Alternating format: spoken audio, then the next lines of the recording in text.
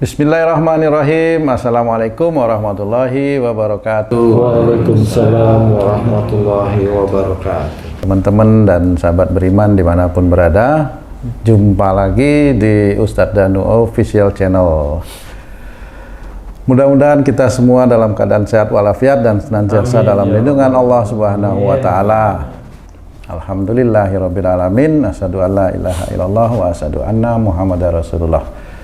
Teman-teman dan sahabat beriman, dalam perbincangan kali ini ada beberapa yang akan kita tanyakan ke guru kita, khususnya ini mengenai rezeki, Pak Haji ya. Jadi bagaimana sih agar Allah itu memudahkan rezeki seseorang gitu, atau apapun yang seseorang lakukan itu dimudahkan oleh Allah untuk mendapatkan hasil, dan tentunya mungkin juga diridhoi oleh Allah, seperti itu. Nah, Pak Ustadz, bagaimana sebenarnya kiat-kiat, apa yang sebaiknya bisa dilakukan agar apa yang kita lakukan itu juga mendapatkan hasil sesuai dengan yang kita lakukan, yang kita inginkan, dan dimudahkan oleh Allah. Contoh misalnya dalam pekerjaan seperti itu, Pak Ustadz. Kan kadang-kadang seseorang itu pengen juga mendapatkan hasil yang baik, yang sesuai dengan yang dia kerjakan, seperti itu, Pak Ustadz. Jadi lebih dimudahkan oleh Allah. Kira-kira apakah itu ada kiat-kiat khusus atau apa yang harus dilakukan, Pak Ustadz? Ya, bismillahirrahmanirrahim. Sebenarnya dalam mencari rezeki ini banyak sekali dibahas oleh banyak para pendakwah. Dari mulai disuruh baca ini, baca itu, baca ini, baca itu, badai puasa ini, puasa itu, puasa ini, puasa itu, sampai melakukan hal-hal kemusyrikan. Nah, kita mencoba melihat dari sisi Quran aja. Dari sisi Quran kan ceritakan wafis sama iris kukum wamatu'atun. Jadi di langit ada jalan rezekimu dan apa yang dijanjikan oleh Allah Ta'ala kepadamu. Jadi di langit ada rezeki kita, sebenarnya kita semuanya orang muslim, non muslim juga, Pak Ustadz? Ya, termasuk non muslim ya. Jadi yang dijanjikan oleh Allah, nah ini yang dijanjikan oleh Allah Ta'ala itu bisa rezeki yang halal, thayyib, berkah, dan juga bisa rezeki yang nanti bisa menjadikan seseorang itu masuk surga. Nah, apa caranya? Bagaimana caranya diceritakan? Innahum kanu qabla dzalika muhsinin. Sesungguhnya mereka di dunia selalu berbuat kebaikan.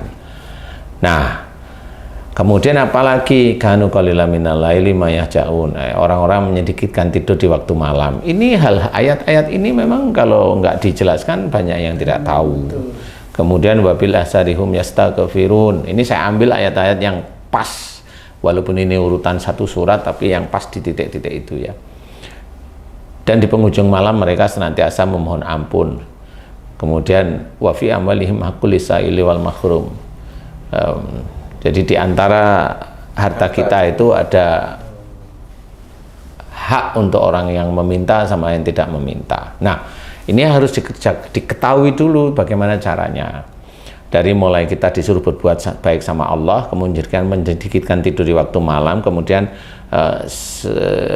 di penghujung malam memohon ampun sama memberikan harta. Ini yang mana? Ini bisa saling tukar nanti. Ayat ini nggak harus urutan seperti itu. Maksudnya itu dalam memberikan, di dalam kita mengerjakan sehari-hari. Nah, umpamanya kalau memang kita itu sudah menikah atau ya sudah punya anak, ya lumayan sudah remaja umpamanya, kok kayaknya seret ya, yang dipakai apa? Banyak, dua hal itu bisa dipakai berbarengan. Dua hal, yang satu itu adalah innahum kanu qabla dzalika muhsinin, sesungguhnya mereka di dunia selalu berbuat kebaikan. Ini dipakai aja, berbuat baik itu yang bagaimana ya, sholat, ya baca Quran, ya puasa, kemudian menghormat orang tua, menghormat istri, menghormat suami, itu tetap seperti itu. Kemudian mengajarkan anak-anaknya itu pelajaran-pelajaran agama yang baik, nah, orang tuanya sebagai imam, itu dikerjakan, itu berbuat baik. Kemudian salah satu hal Kalau memang kita itu belum diberi rezeki yang pas menurut kita aja, bukan menurut pekerjaan ya. Kalau menurut pekerjaan ya begitu-begitu aja. Nah, ini menurut kita itu kurang ya, kita harus koreksi. Salah satunya itu tadi, yaitu wabil asarihum yastaghfirun. Jadi di penghujung malam mereka memohon ampun. Penghujung malam ini adalah tanda dari Allah Ta'ala seseorang itu untuk mengerjakan sholat sunnah tahajud umpamanya, atau qiyamul lail istilahnya ya, silakan di situ. Dan itu senantiasa mohon ampun. Jadi dua ayat ini bisa dikerjakan berbarengan. Jadi yang pertama dia kerjakan untuk sholat malamnya, kemudian dia selalu memohon ampun aja. Mohon ampun itu mohon ampun kan ada mohon ampun yang sekarang, mohon ampun yang kemarin, mohon ampun yang seminggu, kan seperti itu ya. Mohon ampun itu jelas, umpamanya kayaknya dosa saya itu banyak nih, ya mohon ampun itu jelas kepada Allah Ta'ala. Jangan cuma astagfirullahaladzim, tidak hanya cuma itu, jelas. Ya Allah, jika selama ini aku selalu berbuat salah dan dosa, selalu melanggar firman-firman-Mu dalam Quran, sunnah Rasul-Mu dan hadis-hadis Rasul-Mu, sejak akhir balik hingga saat ini, ya Allah, jika itu dosa besar di hadapan-Mu, ampuni dosa-dosaku, astagfirullahaladzim. Nah, itu doa. Itu untuk memohon ampun itu harus jelas. Jadi kapan diucap, bagaimana kita harus mengucapnya, itu harus jelas istilahnya. Kalau memang bisa mau bahasa Arab, dibahasa Arabkan silahkan itu. Tapi insya Allah seperti itu. Dari dosa, dari sejak akhir balik hingga saat ini harus dimohonkan. Dosa kepada siapa? Kalau memang mau dirinci silahkan. Dosa pada ibu bapakku, dosa pada kakek nenekku, dosa pada saudara-saudaraku, boleh silahkan dirinci lagi.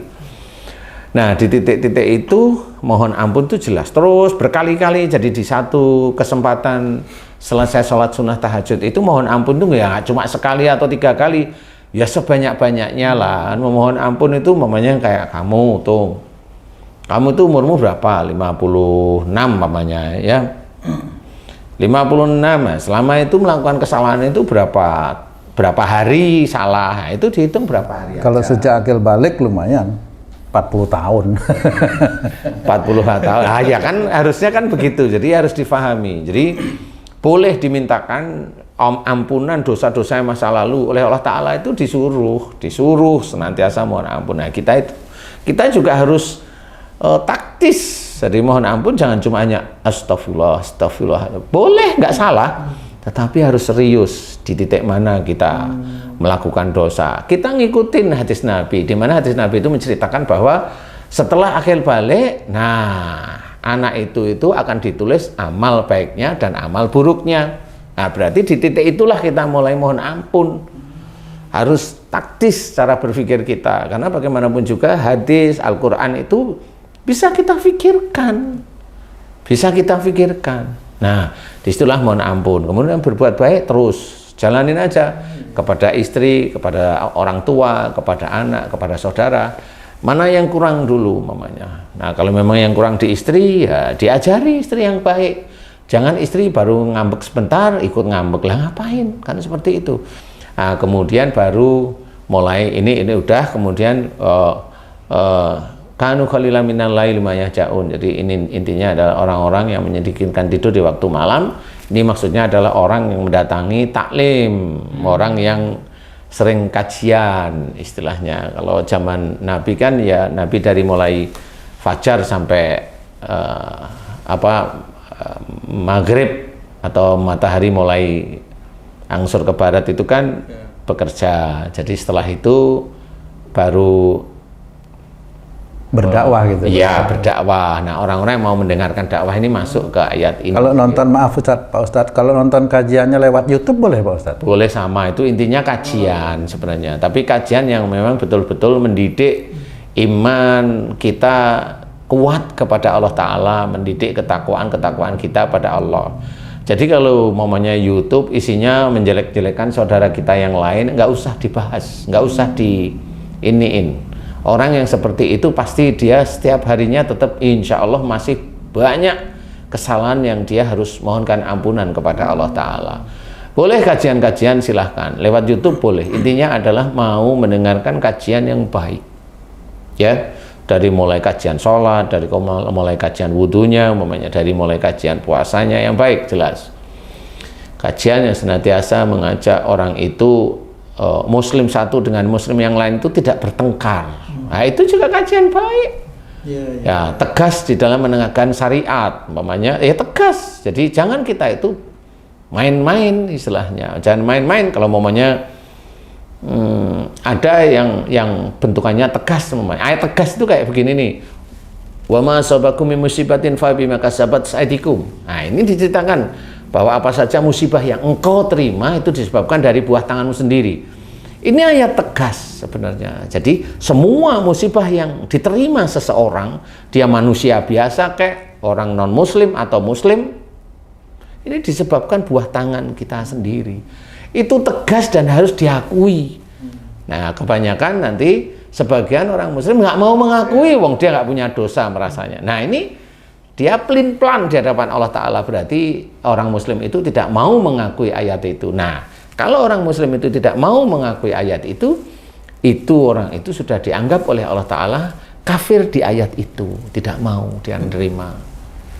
Istilahnya gitu. Loh, kenapa kok bisa seperti itu? Ya memang dalam Quran memang diceritakan seperti hal-hal tersebut. Jadi atiullaha wa rasul fa in tawallau fa innallaha la yuhibbul kafirin. Jadi di sini Allah sudah menceritakan taatlah kepada Allah dan juga Rasul. Fa in tawallau, jika engkau berpaling itu sebenarnya tahu tapi nggak mau dia nanti. Suatu ketika nggak mau dia. Berpaling dia dari ajaran Rasul, berpaling dari ajaran Allah, fa in tawalau, jika engkau berpaling, maka sesungguhnya Allah tidak menyukai orang-orang yang kafir. Nah, itu dianggap sebenarnya itu mau yang kafir beneran atau yang kafir satu ayat, tetap aja dinilai oleh Allah Ta'ala seperti itu.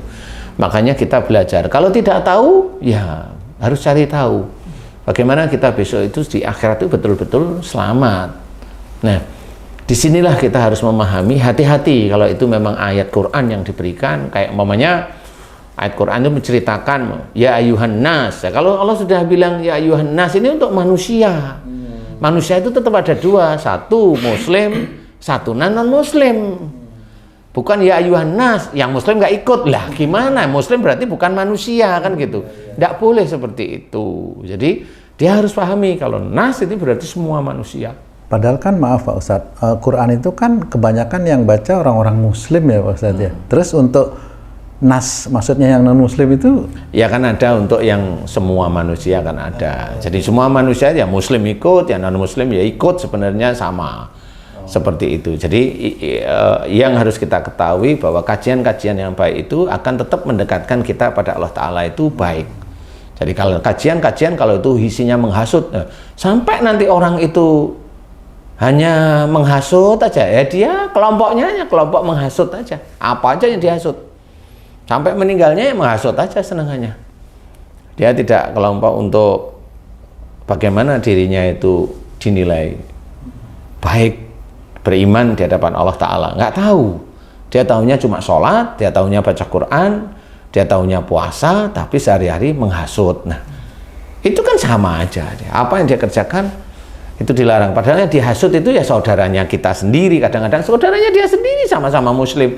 Ini kan harus berpikir. Ayat yang lain menceritakan, hadis yang lain menceritakan bahwa sesama muslim itu saudara. Lah kenapa harus dihasut? Kan gitu. Harusnya berpikir seperti itu untuk menjaga bahwa kita itu ada malaikat atid yang siap mencatat. Jangan hanya seneng aja ada malaikat raqib, kalau udah gini merasa benar. Enggak bisa seperti itu. Kita bukan Tuhan, ya, kita bukan Tuhan. Jadi kita tetap manusia biasa yang masih ada kekeliruan, kesalahan. Nah, di titik ini kemudian ini sudah mulai dijabarkan wa fi amalihim mahqul lisaili wal mahrum, sudah. Kemudian dalam menjalankan pekerjaan sehari-hari. Nah, dalam menjalankan pekerjaan sehari ini banyak. Dari mulai dia harus sopan, bekerja, bukan hanya nunduk-nunduk dengan pimpinan. Enggak, dia rajin, dia nurut dengan pimpinan, dia ini. Nah, dari titik itu tuh nanti dilihat oleh Allah Ta'ala sehariannya. Kalau memang dia rajin, kemudian imannya bagus, ketakwaan bagus, kemudian dia itu nurut. Nah, nanti Allah akan memberikan jalan kepada orang-orang tersebut. Kalau orangnya itu ingin bangkit, ingin menganukan dirinya sendiri, apa namanya? Ingin meningkatkan, meningkatkan apa namanya? Kinerja atau apa? Taraf hidup umpamanya ya, meningkatkan taraf hidup, dia udah rajin, dia udah nurut, dia udah, nanti Allah yang akan mengincar istilahnya. Dan nanti suatu ketika ada persoalan, dia difitnah di tempat kerjanya, dia keluar. Nah, keluarnya ini dia terima dengan lapang dada. Nah, nanti suatu ketika dia akan mendapatkan pekerjaan, yang mengizinkan dia mendapatkan pekerjaan itu tetap Allah. Nah, di tempat ini dia rajin ini. Kemudian dia tetap kinerjanya taraf hidupnya belum. Dia nanti difitnah lagi sama teman kerjaan, dia keluar lagi. Tapi dia terima dengan lapang dada. Suatu ketika dia bekerja. Nah, di pekerjaan ini bosnya suka karena dia rajin, dilihat dia pandai, dilihat dia bijak, diangkatlah dia oleh bosnya. Itu dari Allah. Apakah itu yang dimaksud bahwa rezeki seseorang sudah diatur oleh Allah, Pak Ustaz? Tuh, diatur oleh Allah Ta'ala itu kan ngikutin. Kalau dia itu mendapatkan ujian, ya harus sabar. Bukan mendapatkan ujian memaki bosnya, memaki ini. Loh jangan. Yang memaki itu tidak diatur oleh Allah Ta'ala. Tetapi yang diatur adalah ngikutin. Rajinnya, sabarnya, nurutnya, sopannya. Lah kalau itu, nah itu diatur nanti sama Allah Ta'ala. Seperti itu. Itu yang diatur. Jadi rezeki itu bukan, oh besok kamu jadinya seperti ini. Enggak. Karena wafis sama iriskukum. Di langit ada jalan rezekimu. Ini kita nggak tahu rezeki kita itu yang bagaimana. Iya, betul. Seperti itu. Seperti maaf tadi Pak Ustadz kan di penghujung malam kita banyak mohon ampun. Di satu sisi kita pengen mendapatkan pekerjaan. Pekerjaan ini kan pasti ada duit atau hasil gaji lah, uang lah gitu Pak Ustadz ya. Ya kalau kalau saya lihat itu memang antara mohon ampun dengan hasil pekerjaan ini seperti tidak berhubungan. Padahal inilah sebenarnya yang disuruh oleh Allah mengerjakan gitu Pak Ustadz ya. Kan sepertinya tidak ada berhubungan gitu kalau saya. Iya, makanya kalau baca Quran itu yang lengkap. Kenapa Allah itu memberikan kita otak untuk berpikir? Dan di dalam Quran itu diceritakan, bagi orang yang mau berpikir, dia akan beruntung. Kenapa kita nggak pakai itu, mau berpikir aja? Lah berpikir itu apa yang dipikirin? Bukan harta. Yang kita pikirkan itu ada bagaimana kita itu dekat kepada Allah Ta'ala. Nah Allah itu sudah memberikan jalan, ini loh ada jalan.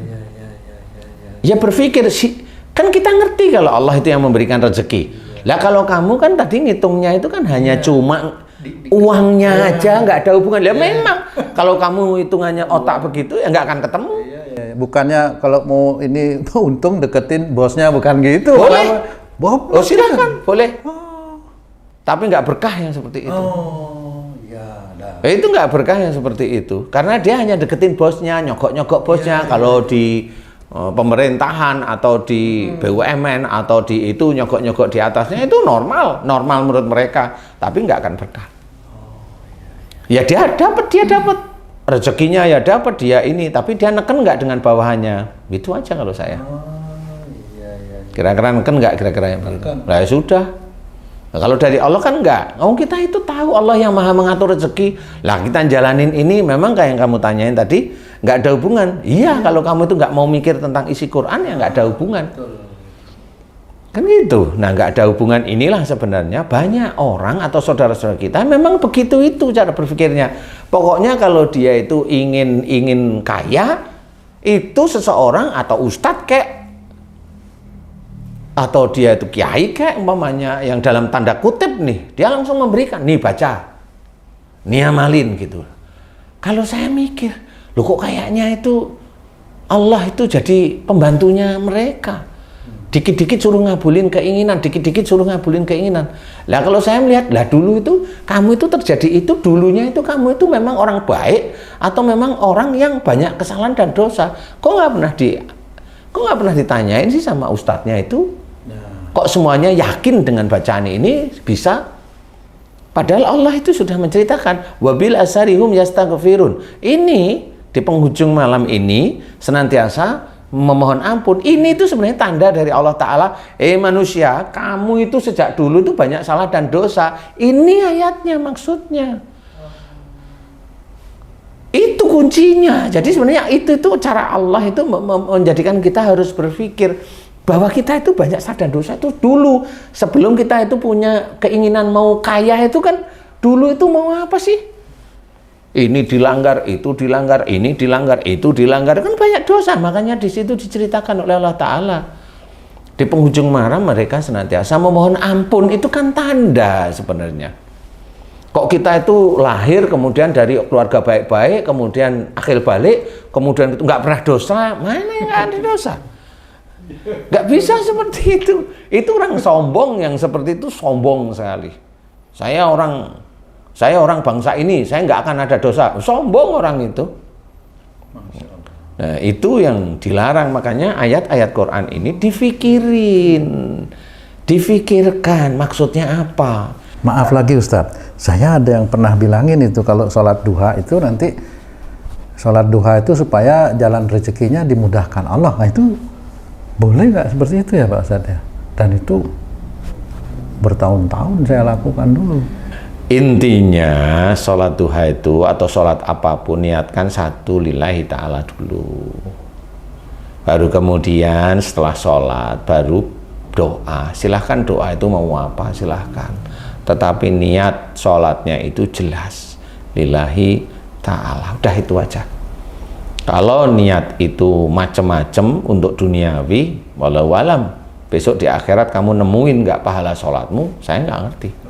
Karena sudah Allah itu menulis dalam Quran, inna sholati, ya sudah jelas. Wa nusuki, wa mahyaya, wa mamati, lillahi rabbil alamin. Jadi semua dari sholat, kemudian ibadah kita, kehidupan dan kematian kita memang hanya untuk Allah Rabbul Alamin. Jadi jangan untuk dunia, kan udah dijelaskan itu, mau mikir gitu loh. Mikir pakai otak kita itu ketemu kok. Kemudian kalau kita mau kaya, nggak bisa instan 1 bulan, ya nggak bisa. Koreksi dulu sekian puluh tahun, koreksi dulu istilahnya. Nah, kalau koreksi dulu itu, nah disitulah ayat-ayat tadi itu sangat berhubungan untuk biar nanti Allah itu melihat kita kembali, kemudian menilai, kemudian juga yang tidak baik kalau kita itu senantiasa mohon ampun, mudah-mudahan diampuni oleh Allah Ta'ala. Nah, nanti dari mulai itu jalan rezeki mulai tampak dari mana. Kalau kita ingin mengetahui yang mana sebenarnya jalan-jalan rezeki kita, misalnya Ustaz, ketika seseorang sudah habis kuliah, biasanya kan nanti ada pertentangan tuh, orang tuanya pengen anaknya jadi dosen misalnya, atau pengen jadi abri, atau pengen jadi ustadz misalnya, sementara anaknya mungkin pengen jadi direktur misalnya Ustaz. Nah, yang mana nih, bagaimana cara kita mengetahui ini yang pas itu tuh sebenarnya, oh kamu bagusnya jadi abri misalnya begitu Ustaz. Allah akan melihat suatu ketika ayahnya pengen dia jadi abri, tapi dia ingin jadi dokter, itu tidak akan ketemu.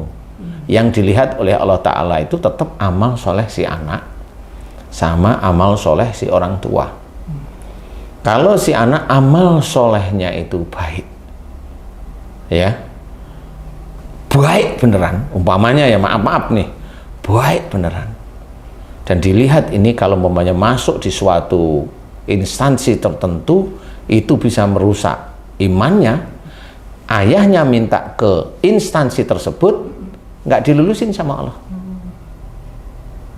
Makanya nggak ada yang tepat, itu nggak akan dilulusin sama Allah Ta'ala, karena anak itu siap dipersiapkan, memang dia jangan sampai rusak akidahnya. Ayahnya nggak mau, biarin, tetap dia ngikutin ayahnya. Kalau Allah nggak ngizinin ya nggak bisa, sampai ayahnya nyerah mamanya. Nah, di ayahnya nyerah ya baru dia itu daftar di apa yang dia inginkan. Nah, di titik itu juga sama, dilihat itu adalah amal soleh si anak, amal soleh orang tua. Tapi kalau mamanya orang tuanya minta kamu ke ini, mamanya ke A, kemudian dari keinginan orang tua dikabulkan sama Allah Ta'ala, si anak itu sebenarnya juga nggak mau, pertentangan batin si anak. Bisa aja anaknya itu nanti skizofrenia, bisa Bisa aja anaknya akhirnya nggak suka, sebenarnya nggak suka, beberapa tahun ya, 2 tahun itu tidak suka. Tapi di jalan itu dia malah karirnya menanjak, akhirnya suka. Nah, pada saat dia tidak suka, anaknya, kemudian orang tuanya itu seneng, berhasil, ini ada 2 kemungkinan yang dicatat oleh Allah Ta'ala. Si anaknya dari tidak suka menjadi suka, kemudian dia menikmati keberhasilan, dia pasti lupa kalau dulu nggak suka. Nah, itu akan menjadi catatan salah di hadapan Allah Ta'ala. Pasti orang-orang tersebut tidak akan mohon ampun kepada Allah Ta'ala kalau dulu dia berjanji dan bersumpah tidak suka. Itu menjadi catatan di hadapan Allah Ta'ala, pasti. Nah, bagi orang tuanya, karena anaknya itu dia suruh masuk, kemudian karirnya bagus, pasti sombong. Bangga, sombong. Nah, itu yang merusak imannya dia sendiri. Dan itu memang itu menjadi ujian yang lain-lainnya. Dan itu orang tua seperti itu biasanya lupa. Insya Allah biasanya lupa. Nah, inilah sebenarnya harus kita pelajari, bahwa kesombongan itu tetap aja nanti di akhirat ada nilainya di hadapan Allah Ta'ala. Pasti dia dulu kalau dia itu nggak saya suruh, dia nggak akan seperti ini sekarang. Loh, karena sombong berarti dia mulai dia merasa dirinya Tuhan, seperti itu. Nah, itulah manusia. Ya, non-muslim atau muslim sama aja sifat-sifat seperti itu. Nah, kita itu mencoba untuk meluruskan, ya belajar untuk tidak. Jangan merasa itu dari kita. Semuanya dari Allah. Pilihan-pilihan itu di detik-detik tertentu itu kan ada kita salah, kita dosa, kita ini. Ya yang tadi umpamanya dia 2 tahun nggak suka, tapi setelah dia nikmati, kok enak ya. Nah, itu lupa. Pasti yang dulu 2 tahun itu dia bersumpah nggak, pokoknya aku anu dia itu begitu walaupun dia nurutin orang tuanya. Tapi itu sudah menjadi catatan buruk di hadapan Allah Ta'ala. Itu menjadi dosa. Sumpah-sumpahnya pasti tercatat. Nah, rata-rata orang seperti itu lupa. Rata-rata, hampir selalu saya boleh cerita, orang muslim rata-rata lupa. Karena kenapa? Karena saya banyak kasus yang seperti itu. Banyak kasus yang seperti itu, dan alhamdulillah dia paham, ngerti, penyakitnya langsung hilang. Insya Allah, kurang lebihnya seperti itu, Allahu a'lam. Ya, jadi nggak ada istilahnya, oh besok jadinya, oh nggak ada yang tahu. Makanya ramalan itu dilarang dalam Islam. Ramalan itu dilarang. Gitu Islam, meramal dilarang. Makanya tidak boleh. Ini, oh ini pasnya, oh nggak bisa. Itu yang hanya menentukan Allah. Allah melihatnya dari mana? Ya dari amal-amal solehnya si anak itu, si orang itu. Kalau memang itu nanti akan dijadikan oleh Allah Ta'ala seseorang yang tangguh, wah, dia akan dapat ujian terus-menerus. Walaupun dia melakukan sesuatu kebaikan terus-menerus, dan dia diuji oleh keadaan itu terus-menerus. Keadaan itu akan menjatuhkan dia terus-menerus. Nah, orang-orang itu biasanya nanti dilebihkan oleh Allah Ta'ala. Teman saya itu seperti itu, Ustaz. Dia udah bekerja dengan baik, tapi tetap diuji dengan fitnah-fitnah. Akhirnya dia keluar.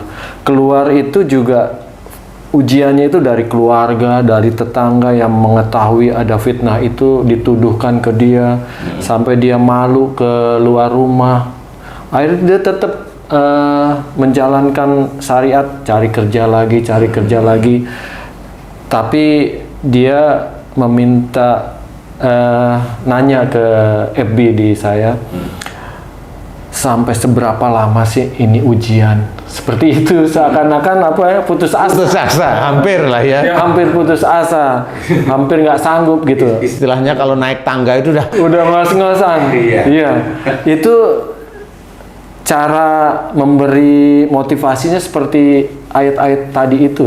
Iya, sebenarnya dijelaskan seperti itu. Makanya kenapa diceritakan oleh Allah Ta'ala, ya ayyuhalladzina amanu sta'inu bis-sabri was-shalah. Nah, ini harus difahami nih. Oh, berarti orang muslim itu kalau mendapatkan ujian, ya bersabar. Bersabar itu bukan diam, tetap menjalankan aktivitas, tetap ada dalam syariat, dalam akhlak yang baik, dalam akidah, kemudian dia tetap menjalankan sholat. Sholat itu jalankan, sholat itu jangan lupa kewajiban kita sebagai seorang muslim, yaitu sholat. Nah, disinilah nanti Allah akan menilai. Nah, menilai dan akan memberikan bonus. Kalau saya memberikan bonus saja ya, rizki itu menurut saya bonus. Jadi bukan sesuatu yang harus kita cari kalau saya. Rizki itu bonus. Tetap minta doa dipermudah rezeki. Ya, tetap boleh kalau itu. Itu kan sebenarnya yang harus kita kerjakan kan bukan doanya sebenarnya. Doa itu tetap harus kita kerjakan. Tetapi kalau doa kan seperti itu. Yang harus kita kerjakan itu kan aktualisasi dalam mencari rizkinya. Nggak hanya berdoa. Nggak hanya berdoa maksud saya itu. Nggak hanya cuma membaca, umpamanya. Nggak hanya minta-minta, tapi kita juga harus menjalankan perintah Allah. Enggak, kayak mamanya suruh baca ayat 1000 dinar umpamanya. Lah itu kan isinya tauhid. Tauhid itu kan harus kita kerjakan. Jadi bukan membaca itu biar dapat rezeki, bukan. Dibaca itu dilihat artinya apa, kerjain. Itu maksudnya. Bukan dibaca aja yang datang nanti tuyul, nanti buta hijau gimana coba? Malah seneng toh. Kalau dia anjurkan berbuat baik tapi nggak meminta dipermudah rezeki, nggak apa-apa juga. Yang gimana? Dia udah menjalankan menjalankan aktualisasinya. Tapi dia tidak berdoa meminta dipermudah rezekinya gitu. Sebenarnya Allah yang mengatur kalau saya. Persoalan dia tidak memohon itu menurut saya ini orang imannya kuat banget kalau saya. Dia yakin bahwa rezekinya akan diatur oleh Allah Ta'ala. Jadi dia bukan tidak mau meminta, tapi memintanya malu biasanya. Kan beda ya. Sebenarnya dia itu ngerti kalau dia itu kesulitan, tapi kayaknya kalau saya minta terus nih malu nih saya. Nah ini kan beda ya. Seolah-olah nggak percaya Allah itu maha baik. Iya, seolah-olah tidak percaya bahwa Allah itu yang mengatur rezeki kita. Boleh sih sekali-kali boleh. Ya Allah, saya sudah kerja, mudah-mudahan Engkau berikan rezeki yang halal thayyib yang berkah. Amin, cukup. Udah. Jadi kesannya itu kayak doa itu enggak berjam-jam gitu. Kadang-kadang kan harus yang jauh dekatkan, yang di bawah naikkan gitu, yang di atas turun. Itu juga kadang-kadang nggak bingung, tapi ikut aja juga. Boleh itu kan. Atau minta nggak ngerjain apa-apa, nggak tahu malu berarti itu. Padahal yang dikerjain ya itu aja gitu loh. Boleh, makanya yang harus kita kerjakan itu adalah bagaimana caranya Allah itu lebih dekat kepada kita. Jadi bukan digedekan keinginan kita. Jangan itu sebenarnya intinya. Berarti boleh meningkatkan, maaf Ustadz, meningkatkan amal soleh ini ada kolerasi juga terhadap rezeki yang akan diberikan Allah. Semua yang dia kerjakan ini amal soleh. Kemudian itu akan masuk menjadi satu kesatuan doa. Wa yastajibul ladzina amanu wa amilus sholihat. Jadi artinya adalah dan Allah akan mengabulkan doa orang yang beriman serta mengerjakan amal soleh. Nah, ayat ini menurut saya pas untuk dipergunakan semua orang muslim. Bukan yang ud'uni astajib lakum. Nah, kalau itu kan langsung menurut saya mengerikan ya. Mintalah kepadaku, kata Allah, dan aku akan kabulkan. Itu ngeri kalau saya. Jadi ngerinya gimana? Nanti para ibu-ibu minta suaminya nggak nikah lagi, dikabulkan, kan gitu. Nanti orang muslim, kan gitu. Orang muslim berdoa minta diberi kaya semua. Yang dulunya petani minta kaya akhirnya, kan gitu. Kaya semua, mana yang mau macul ladang kan nggak ada, kan gitu ya. Semuanya kaya semuanya. Loh, kaya kan melalui pekerjaan. Nah, kalau sudah mulai turun seperti itu, ya tersenyum saya. Nah, di pekerjaan apa sekarang? Pekerjaanmu satu di dunia atau banyak di dunia? Banyak di dunia. Ya itu saingan namanya. Kalau saingan, pasti ada saingan. Nggak mungkin kamu bisa kaya langsung. Nah, itu harus paham. Kemudian orang muslim nggak ada yang sakit. Orang muslim kalau dengan doa itu nggak ada yang sakit. Pengen sehat semua. Bukan pengen sehat. Kasih sehat ya Allah, sehatkan saya, sehat. Dan orang muslim nggak ada kuburannya. Hidup 1000 tahun ya. Lo kan gitu cara berpikir real sederhana itu begitu. Orang muslim nggak ada yang mati, nggak ada kuburannya, mau minta hidup terus. Dia punya anak sampai hidup terus. Nah, makalah di situ itu harus berpikir. Ya kan? Kalau wah itu nanti dikabulkan di dunia, nanti dikabulkannya di akhirat. Ada tambahan satu lagi, boleh ya sih, jika dia masuk surga. Nah itu aja. Kalau saya boleh itu dipakai. Makanya yang lebih tepat ayatnya insya Allah itu ayastajibul ladzina amanu wa amilus sholihat. Jadi cukup kalau memang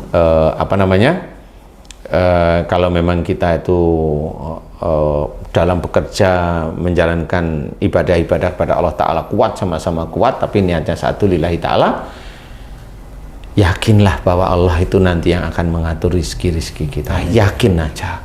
Tapi kalau momennya yakin Allah itu pasti memberi rezeki, tapi kelihatan nafsu, ya sampai kapan ya nggak bisa, ya sampai segitu-gitu aja. Ya begitu-begitu aja, karena yakinnya dia hanya nafsu, bukan yakinnya dia itu karena dia dekat sama Allah. Orang yang dekat sama Allah Ta'ala itu bilang yakin kalau Allah itu akan memberi rezeki pada kita, itu biasanya nggak terucap. Dia hanya yakin di dalam hati pasti Allah akan memberikan terus-menerus rezeki kepada saya. Itu cukup, tapi tidak diucapkan, karena itu menjadi malu istilahnya. Seseorang itu menjadi malu. Jadi insya Allah seperti itu. Bagaimana nanti orang itu benar-benar akan dimudahkan rezekinya oleh Allah Ta'ala, halal, thayyib, dan berkah, itu memang dari situ. Jadi bisa aja seorang muslim itu mendapatkan istijrat. Istijrat itu ya hartanya ya walaupun dia itu sholatnya amburadul, ya dia kaya aja. Jadi jangan bilang bahwa orang muslim itu pasti halal, thayyib, dan berkah. Enggak. Dan masuk surga. Dan masuk surga itu nanti dulu kalau saya ya, nanti dulu, karena kita tidak tahu. Karena untuk masuk surga itu susah. Karena tidak hanya di titik sholat, di titik kerjaan pun orang itu akan dinilai oleh Allah Ta'ala. Bagaimana dia dengan bawahan, bagaimana dengan ini. Kemudian di titik dia itu di jalan dinilai oleh Allah. Di titik dia di rumah dinilai oleh Allah Ta'ala. Di titik dia itu beribadah dinilai oleh Allah Ta'ala. Di titik dia di pengetahuan agama dinilai. Tapi tidak pengetahuan agama yang dinilai. Yang dia kerjakan. Kemudian kalau dia di situ itu kan dinilai, jangan lupa. Di luar dinilai oleh Allah Ta'ala, itu tetap ada keburukan-keburukan manusia yang dia jalankan setiap hari. Jadi harus hati-hati. Wallahu a'lam. Wallahu a'lam. Baik Pak Ustadz, terima kasih penjelasannya sangat detail sekali. Ya Bang Haji, Mas Eko ada yang mau ditanya lagi? Udah cukup. Saya rasa kita cukupkan dulu Pak Ustadz, terima kasih. Teman-teman sahabat beriman dimanapun berada, demikian tadi perbincangan kami dengan guru kita Pak Ustadz Danu. Apabila ada kata-kata kami yang salah dan kurang berkenan, kami mohon maaf. Billahi taufiq wal hidayah. Wassalamualaikum warahmatullahi wabarakatuh. Waalaikumsalam warahmatullahi wabarakatuh.